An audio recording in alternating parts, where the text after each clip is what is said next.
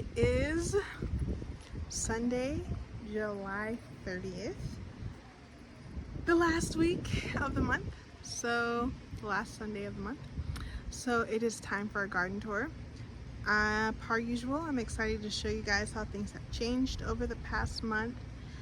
You'll notice that we're growing this lovely meadow here in the background, and I want to say that in last month's garden tour it was not looking this green, and this green is not from moisture that we've received here in the high desert of New Mexico. This has actually been the driest summer that I can remember in the 6 years that we've lived here. We actually have created our own DIY jerry-rigged gray water drainage system. So we actually have our washer right next to a window that's right next to our backyard. So we have like a water tank hooked up next to our water, our gray water from our washing machine, and as it drains, we just take a hose and let it drain into this little meadow area. Because I want to say last month this was looking very brown and very dry, as were several other things in the garden. So we've just been using the gray water for the grass.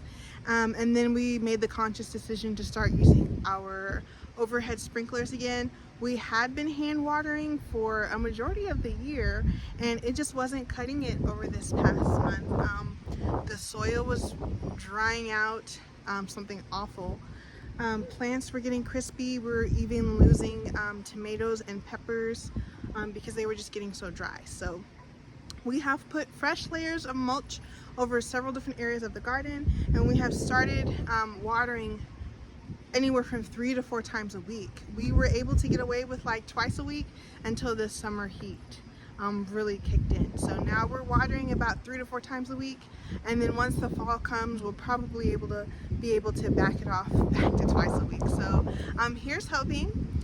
And here's hoping that monsoon season actually finds its way here, because typically in New Mexico we have a monsoon season from the end of June all the way through like the end of August, where we get a majority of our rainfall, a majority of our precipitation here in the high desert. And we just haven't seen it this year, so we're definitely having to expend a lot more water resources. But I think it'll pay off in the long run, because we don't want to lose everything that we're growing here in our gardens. But let's go ahead and jump right on into it. Let's take a tour.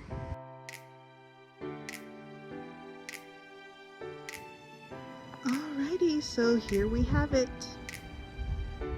Our full overview of the July 2023 garden.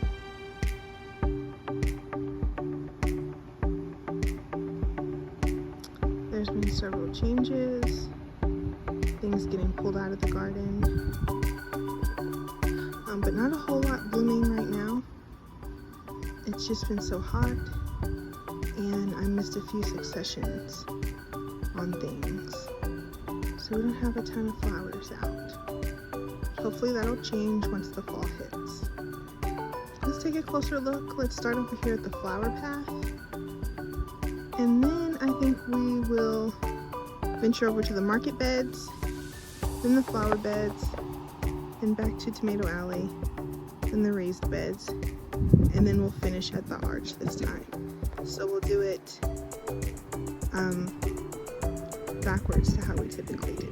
So let's get a closer look over here at the flower path.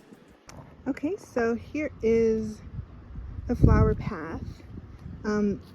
These were Shasta daisies here running along the front. I have cut them all down for the season. They are done, and they started to put on a little bit more foliage. This one looks like it might need some nitrogen. Looks like it's having a little bit of an issue here. And this mum that was here, they look like they're experiencing the same type of stress. So not sure what that could be, but these are looking more chartreuse when they should be looking this like true green.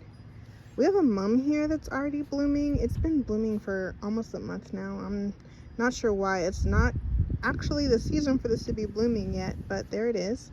So there's a mum there, there, and there. I think this one is doing the best. It has the best size, that healthy looking green foliage, and I think they bloom early when they're a little bit stressed because they're trying to make seeds so that they can continue their lineage. And then I have some of these mums planted at my community garden plot, and they are excelling. So I'm not sure what's in this area that's kind of stressing these out. I think if I were to put my finger on it, I would say maybe a lack of nitrogen. This is one of our newer garden plots, so we're definitely still working on the fertility of this soil. And of course, I do think that sometimes the paper mulch might tie up some of the nitrogen that's in the soil. So this is another Shasta daisy that's been cut down. But then it could be a lack of moisture too. Let me just throw that in there, because I've noticed that this particular area dries out really quickly. I want to say last time I did a garden tour, you were able to see some dahlias pretty far along here. Well, it's been so hot that well, I'll take it a little bit closer. They fried to a crisp. This is dahlia foliage. But most of the foliage died to a crisp. Here, I'm gonna step in this bed. See, this is a stem of a tuber that I have here. It died all the way back from getting hot and drying out. There's also ants there, so a lot of ants. But you can see it's putting up a new shoot. So I'm hoping that if we can stay on top of watering, that these tubers will rebound and we'll get some flowers for the fall. Here's one that's coming along. It has put out a new shoot. There's a little wasp right there. I guess it was camera shy. But this one's doing well. It has 2 shoots, and this one seems acclimated. I don't know what varieties are here because I didn't label them when I put them in the ground. So we'll see which ones do the best. This one, you can see how the foliage is all burned, but then it has some side shoots coming off this main stem. So I ended up pinching it out whenever I saw just how crispy it was getting, in hopes that it would put off these side shoots. So it's doing exactly what I hoped it would do. So I hope those shoots continue to grow and flourish and we get plenty of dahlias. But that probably won't be until it starts getting cooler and there's a little bit less daylight hours. My garden gets more than 6 to 8 hours of sun. So it doesn't concern me that they won't start blooming until the fall when the daylight hours are shorter, because even in this area, even with shorter daylight hours, they still get full sun. We put these hoops over it so that I could put the shade cloth up during the day. It was a little bit futile when we first started with the shade cloth because everything was pretty much burnt already. But I decided to go ahead and put the shade cloth up anyways when I noticed that the tubers were putting out new shoots, so that the new shoots didn't get burnt. And so far so good. But yeah, here is what the sun has been doing to my dahlias.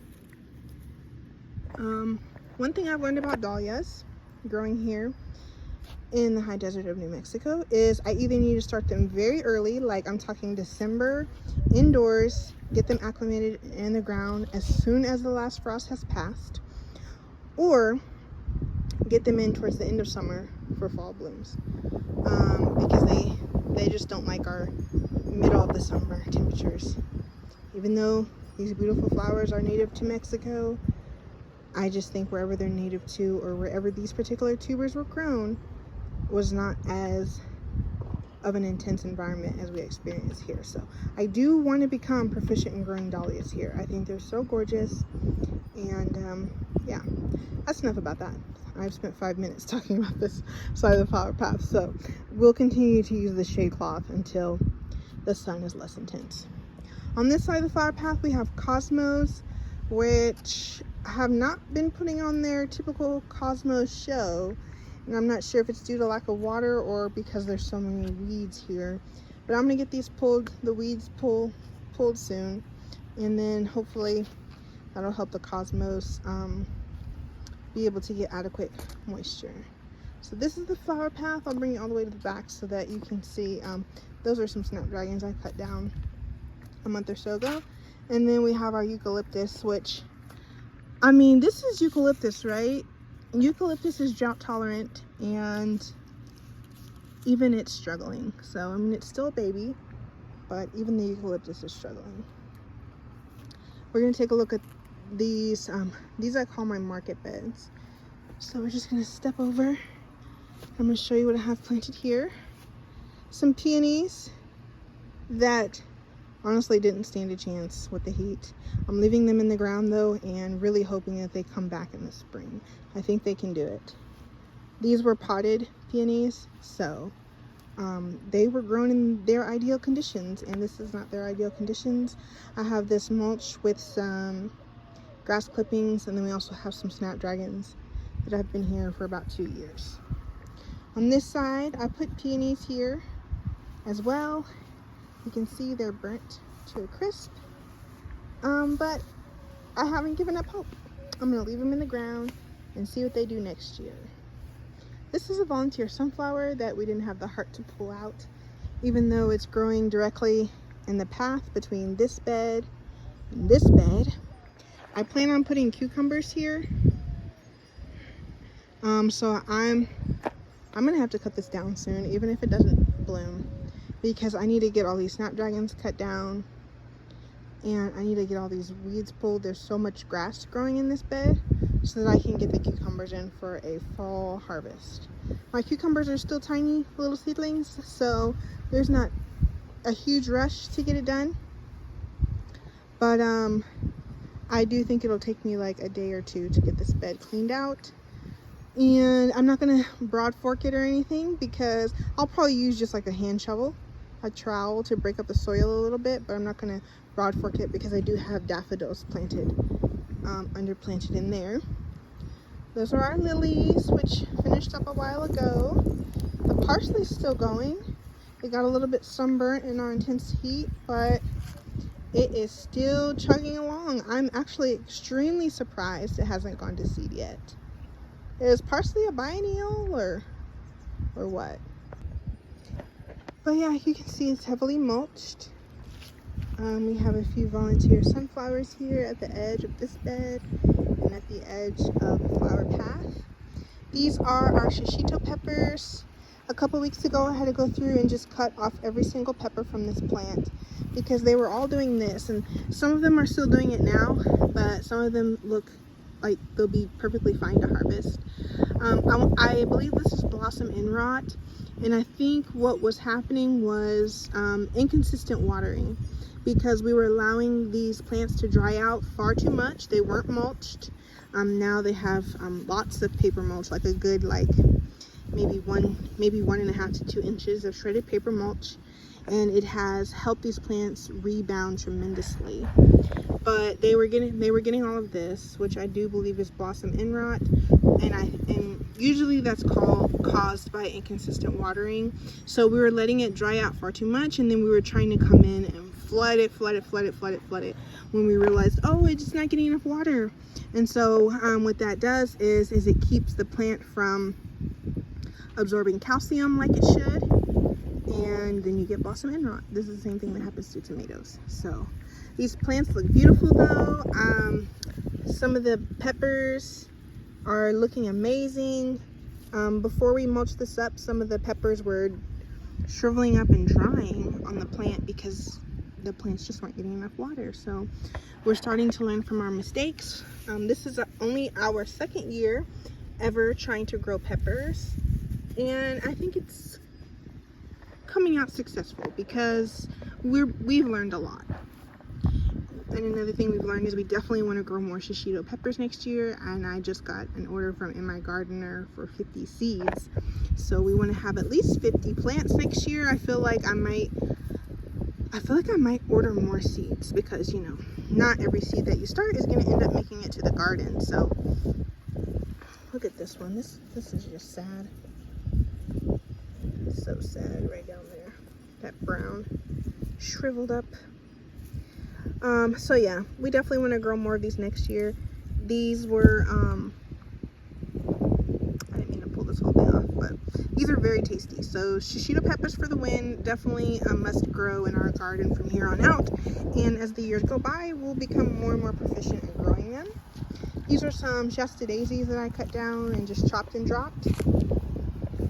And then here we have just a hodgepodge of things. Some dead snapdragons there at the end, some carrot flowers that have gone to seed, some random berries crazy cherry tomato plants that I threw in here because I had extras and I haven't been taking care of them nor giving them sufficient water, so you can see the leaves don't look very happy. And then here on the other side, some more snapdragons that need to be cut all the way back. I think they'll bloom for me again next year. I just need to actually cut them back before the fall comes, so they can work on putting out new stalks. But this area also has a hard time with water retention at times. So I don't think I'll plant. I don't think I'll plant tomatoes here again because they tend not to do that great. I think I'm going to stick to planting Kajari melons here next year because they are a little bit drought tolerant, so I think they can handle the fact that the water retention is not that great in this area. But I'm going to start next season with sweet peas here because I have grown sweet peas here before and they did great. I'm going to grow a lot more sweet peas this coming year because I didn't get to grow as many as I wanted to this year in 2023. All right, these are what I call my flower beds. There's some hummingbirds over in the tree. I don't know if you guys can see them. These beds that I have running down the center are my 10-foot by 3-foot beds. I call these my flower beds because this is where I grow a majority of my flowers. We have some zinnias that are definitely taking longer than I had anticipated, but I'm glad that at least this time the seeds took the first time. I direct seeded zinnias here. They did not come up, but now they have. And we have a bunch of lettuce that has gone to seed, parsley. If you don't know why the parsley is kind of sporadically throughout the bed, you can find that out in one of my previous videos. But I'm leaving it there.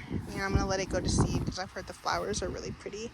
But several of these zinnias I've pinched, so they're starting to branch, and I'm really excited about that because I'm just ready to get some zinnias for the season. I typically have them already, but things have not grown how they typically do, and then just the hot, dry summer has stressed a lot out. So whatever this caterpillar is has really been enjoying this parsley. I've seen like 2 of them in and amongst this parsley over the past week or so. I think I'm gonna forever continue to grow parsley in my garden for the simple fact that I think it's super pretty. Okay, and then behind me in this 10-foot bed we have some pro-cut sunflowers. These have been very stressed over the last few weeks and haven't grown how I hoped, as well as I think that this bed could use a fertilizer boost. But I got another succession here in this area. These were all direct seeded, which I never do, but we lost so many successions of sunflowers that I was like, if we want sunflowers again this year, I need to at least just try direct seeding. So I tried them and they haven't grown how I had hoped. So I'm back to starting them in seed cell trays, and now I know. I experienced and experimented with direct seeding, and I'm not a fan of the result. So I will be continuing to start sunflowers in seed cell trays from here on out for the years to come. But there's some small seedlings there and some small seedlings there as well. I'm going to show you a quick glance on this side where we have our blueberry plants that are still trying to acclimate to this heat. A zinnia plant that made it from the first round of planting but isn't looking too happy at this point. My husband worked on weeding this bed today. And then we have some Shasta daisies that are done and need to get cut back. Lemon balm that I never harvested that needs to get cut back, and more blueberry plants there in the back. Around here on the other side, this is how I start my carrot seeds, direct seeding them, and then putting a bed sheet over to help hold in moisture and coolness. It's so hot that typically carrot seeds probably wouldn't even germinate in this heat, but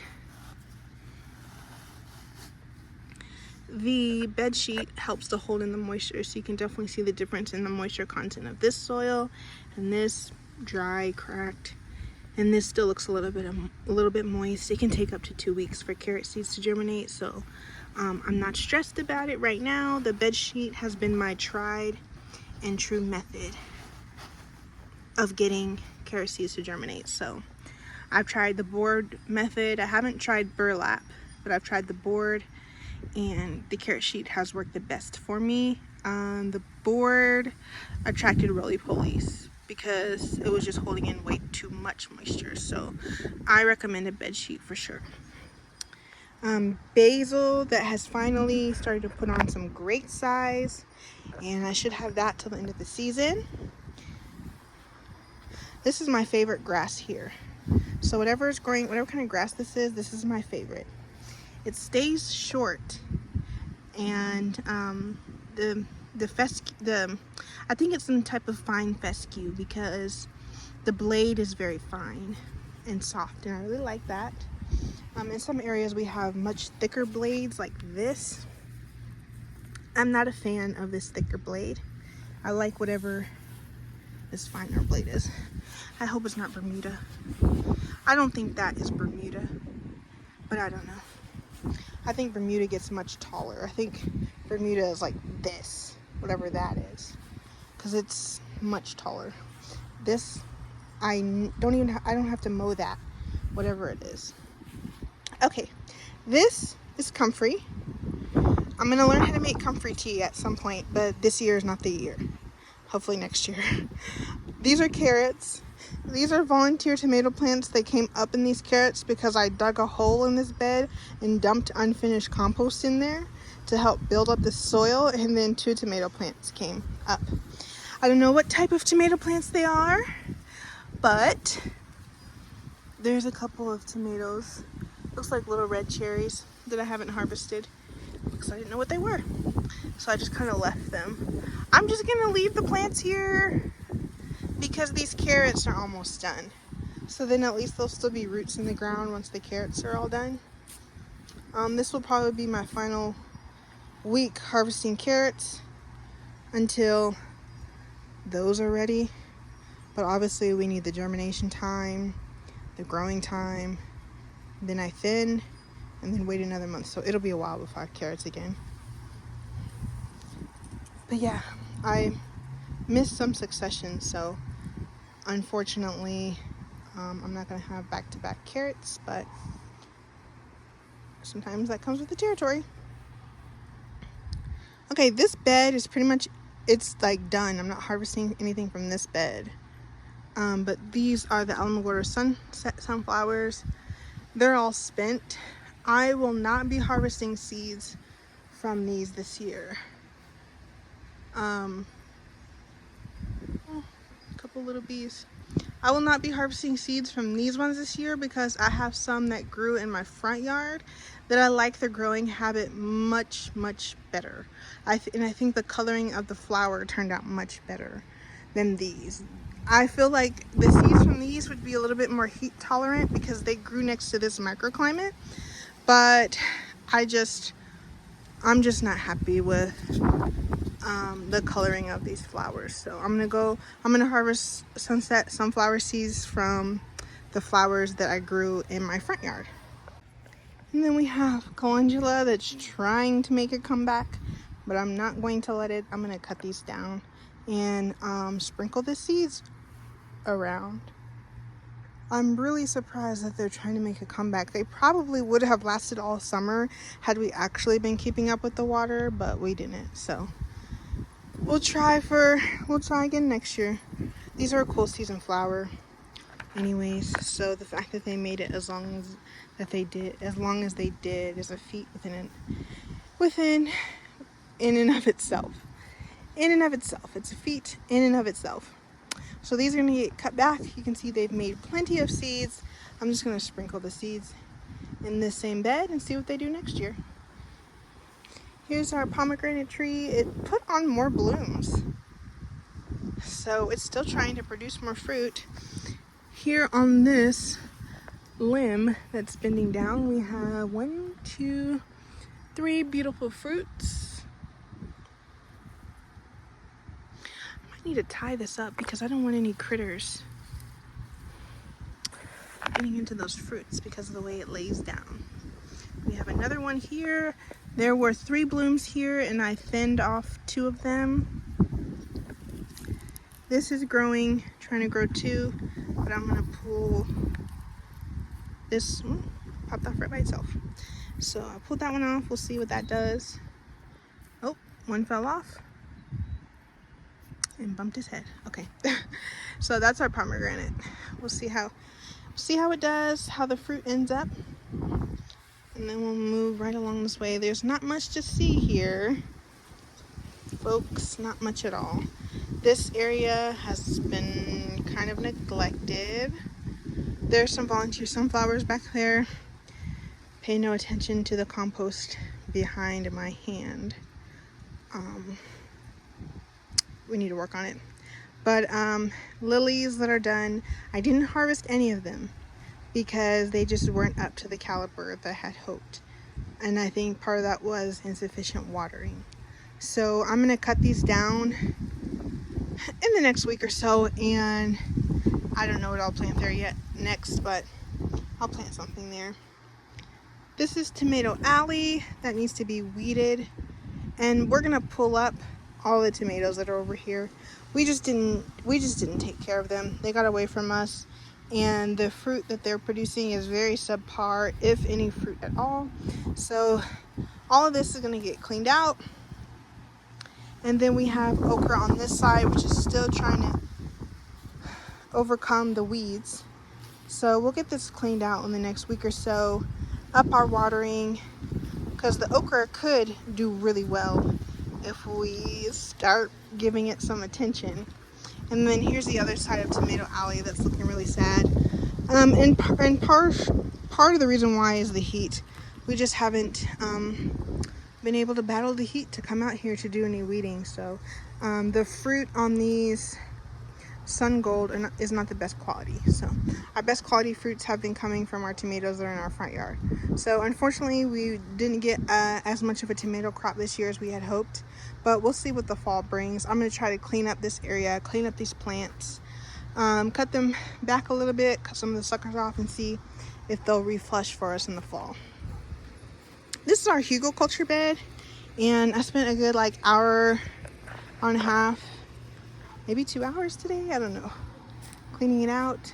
If you look back at last month's video, this was full of Shasta daisies.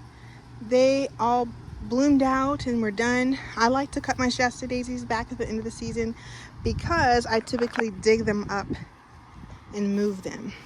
But right now I'm trying to decide if I want to dig these up or not, because everything that I have over here, besides that volunteer sunflower, is a perennial. So the Shasta daisies will come back. Those are carnations, they'll come back.